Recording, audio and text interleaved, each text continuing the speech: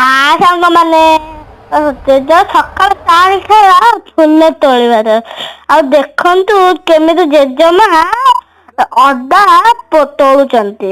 ଆଉ ହେଲା ମୁଁ କେମିତି ଖାଇସାରିକି ଦେଖନ୍ତୁ କେମିତି ମୁଁ ଫୁଲ ତୋଳୁଛି।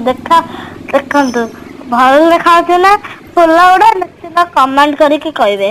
ତାପରେ ମୋ ମାମା ଆମର କାଲି ପୂଜା ଥିଲା ସେଇଥିପାଇଁ କି ଦେଖନ୍ତୁ ମୋ ମାମା କେମିତି ଫୁଲ ତୋଳୁଛନ୍ତି। ଦେଖିଲେ ଟିକେ ମାମା ଫୁଲ ତୋଳୁଛନ୍ତି।